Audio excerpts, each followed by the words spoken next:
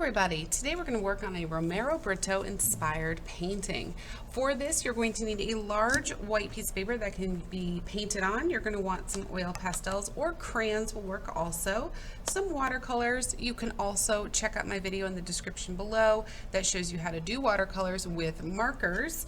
You're also going to want a black bingo dauber full of ink, or you could use a Sharpie as well. And of course, pencils are always a great idea, but optional. All right, let's get going. Romero Britto is very well known for his really bright, almost cartoony paintings that are filled with lots of colors and patterns. So what we're going to do for this is we're actually going to be making a cat. If you want to do a different type of animal, feel free to look up some images and do those, but I'm going to be showing you how to do a cat. You can do this first in pencil, or you can be brave and jump in with your Sharpie or your bingo dauber. I'm going to be using a bingo dauber, but like I said, you can do this step I'm about to do with pencil first, so you can make sure you're getting it right, or you can jump in with a Sharpie instead. Something that is permanent, that will not smear once it gets wet. All right.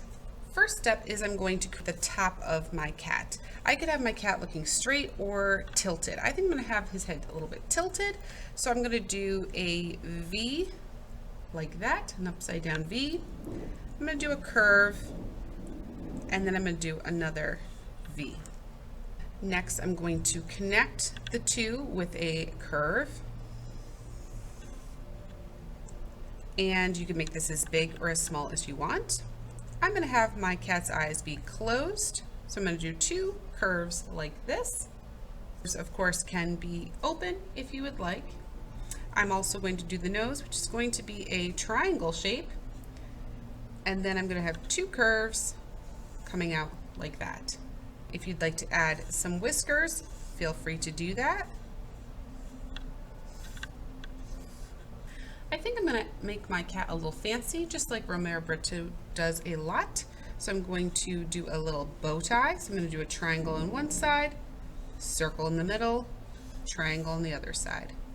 Now I'm going to do the cat's body, and the way I'm going to do that is I'm going to create a line that's coming from the bow tie down towards the center.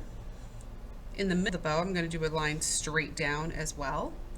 And then the other side of the bow tie, I'm going to do another line, a little bit angled. Then at the bottom here, I'm going to do a series of curves to represent the paws.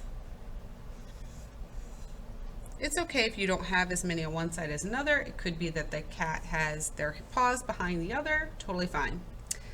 Now we're going to do the legs.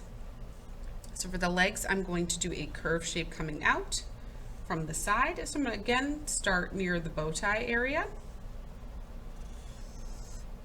And I'm going to do them on the other side. And then just where the paws are here. And then I'm going to do one curve going out and back in, out and back in. And there we have our seated cat. Okay, now I'm going to show you how to do a dog if you decide you want to do dog rather than the cat design that I just showed you. So here is another version. Again, you can just do this in pencil and then go over it with Sharpie or your bingo dauber when you're done. I'm just going to jump right in with this, but again, while I'm doing this, you can be doing it your way with your materials. First thing I'm going to draw is the top of the head, so I'm just going to do a little bit of a curve, actually really close to the top of the paper. And then I'm going to be drawing big floppy ears. So I'm going to be doing kind of a curve going this way, another curve going out this way. I'm going to have them connect and go back up to the top, just like this. Two dots for eyes, a triangle for a nose right near the bottom of the ears. And then I'm going to connect a line to the ears that's going to be a wide W shape. Throw in a little tongue. If you want, you can add a bow tie, just like we did for the cat.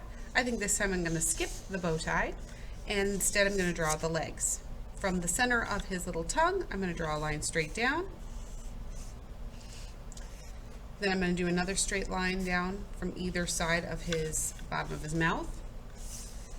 And again, I'm going to do some curvy lines to represent the paws. From the part where I ended with the first arm, that's where I'm going to draw a curve going out and down. And then I'm going to do just a simple curve going out and in, very similar to the cat. Now, to make this truly a Romero Britto style, we're going to add a bunch of lines for the background, but also some of the lines are going to go inside of our cat design. So I'm going to start by just drawing some lines in the background around my cat. Feel free to use a ruler if you would like for any of these parts. And also notice that I am going to be drawing sometimes inside of my drawing that I already did. So I'm actually overlapping and cutting through some of the shapes that I drew. So I'm not just doing the stripes just in the background, I'm actually going to end up cutting into my animal a little bit with some of these lines that I'll be drawing.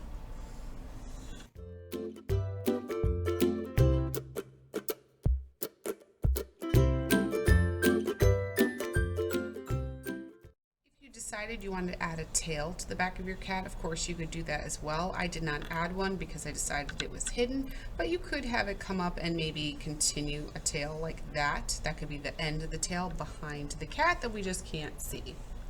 Once you have enough lines that you've broken up your space and you've put a few at least throughout your picture, then you're ready to do the next part, which is adding some patterns.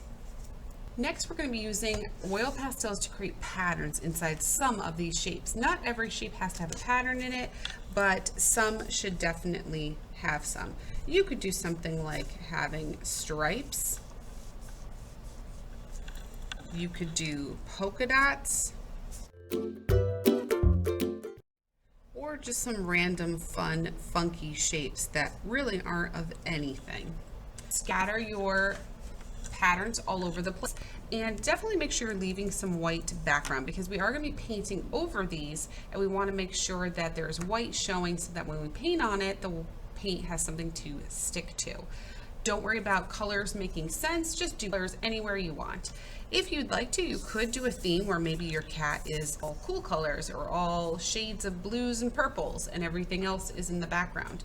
So think about what you might want to do, how you might want to do it, and get to making your patterns.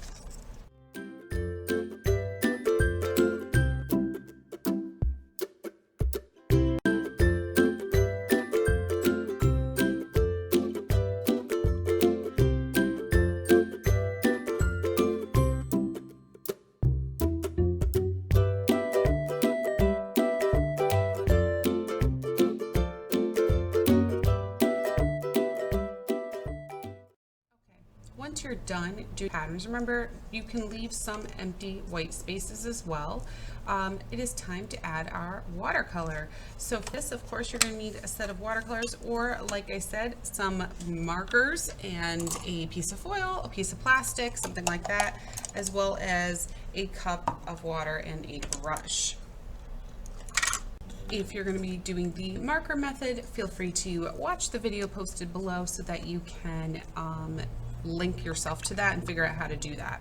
So I'm going to get my watercolors ready. So I'm going to take my brush and I'm going to dip and drip into the colors that I think I want to use. In this case, I'll probably end up using a little bit of every color. So I'm going to prep them all. And the reason why we do that is it gets the watercolors soft and mixed, and I don't have to sit there stirring forever. Now, it's a wise idea to put a placemat underneath when you're doing this part so that it doesn't get all over the table. I, however, am just going to wipe up my table later. And I'm going to select any color I'd like, and I'm going to begin painting right on top of the area that I did my watercolors on. You can choose to use the same color or something different. I am creating a pink tone by adding a little bit of red and then a lot of water. The more water I add, the lighter the color is going to be. The less water I add, the darker it will be. So if I want my spots or my pattern to be less obvious, I'm going to use the same color or something similar to the color that I did. If I want my pattern to be more obvious, something that really stands out, I'm going to do a color that is different than the color I just did. So I have a yellow here and I'm putting blue on top of it, making sure I have a good amount of water mixed in so that my oil pastel or crayon, if you used crayon, can easily pop through and still shine through to the surface. Continue to do this until every section is filled in, whether it's filled in with a solid color because there is no pattern there, or filled in with a color on top of one of your patterns.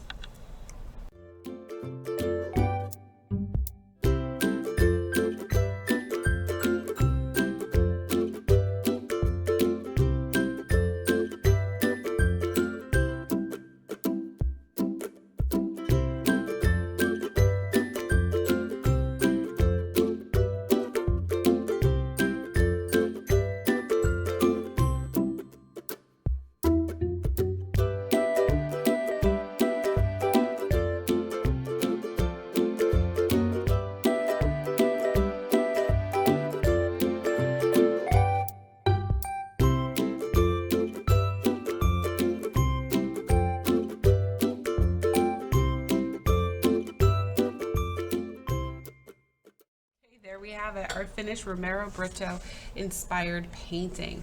I hope you guys had fun with this. If you noticed as I was painting, I did switch over to using marker technique because I just wanted a few more variety of colors. So I just grabbed a plastic baggie, threw my markers on there and turned it into paint, which I have a tutorial on how to do that if you are interested.